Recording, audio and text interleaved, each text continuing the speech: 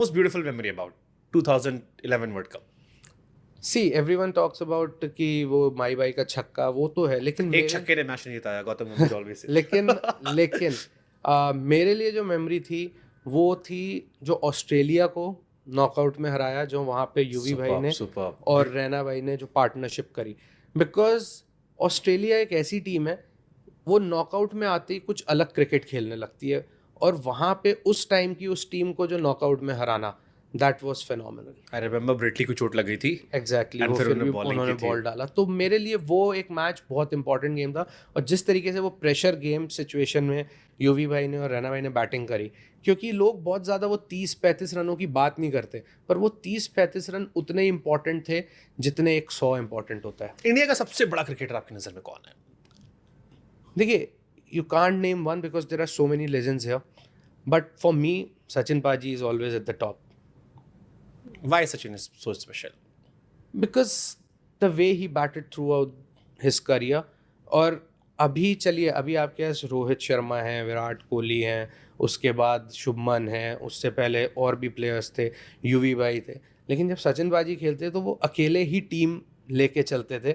और जैसी जैसी कंडीशंस में उन्होंने बैटिंग करी है, और जैसे बॉलर्स आप देखिए, उन्होंने जो, आप साउथ अफ्रीका चले जाइए, difficult wickets, Allan Donald, Shaun Pollock, फिर मखाया एंटनी, फिर डेल स्टेन भी आए, और फिर आप पाकिस्तान आ जाइए, वसीम भाई, वकार भाई, फिर शोएब अख्तर, चलिए शामी तो फिर भी बहुत बाद में, आकिब जावेद, सकलेन मुश्ताक। मैंने एक बार सचिन पाजी से पूछा था, तो उन्होंने मैंने कहा, आप as a spinner, if I ask you most difficult spinner you ever face, he said Saqlain Mushtaq.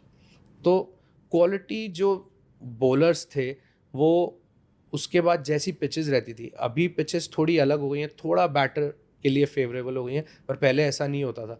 फिर आप कहीं भी, आप वेस्ट इंडीज़ चले जाइए, वहाँ Courtney Walsh, Curtly Ambrose, Franklyn Rose, तो बॉलिंग अटैक वैसे, Australia, McGrath, Gillespie, Brett Lee, Fleming, तो वो वहाँ जाके, और फिर उनको भी पता होता था कि हमें एक बैट्समैन आउट करना है, तो बाकी लोग भी होते हैं, लेकिन एक बैट्समैन पे बहुत कुछ डिपेंडेंट था।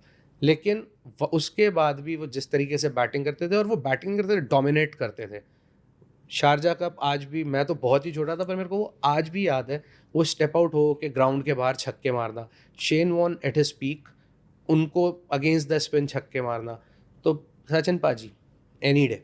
सुपर। आई रिमेंबर, मैंने भी रिसेंटली की स्टोरी पढ़ी थी श्रीलंका वाले मैच की, 1996 वर्ल्ड कप, कि सचिन पाजी आउट हुए और मैच वहाँ से, तब तक लगता कि जीत जाएंगे हम। एग्जैक्टली। 96 अगर आपको ध्यान हो, एक टेस्ट मैच हुआ था जिस सीरीज में अनिल भाई ने 10 विकेट लिए थे, चेन्नई में कुछ 13-14 रन चाहिए थे और 3 विकेट बचे थे, पाजी आउट हुए, उनका बैक में प्रॉब्लम था, उसमें भी उसके बावजूद ही स्कोर 136 समथिंग, लेकिन हम वहाँ से मैच हार गए।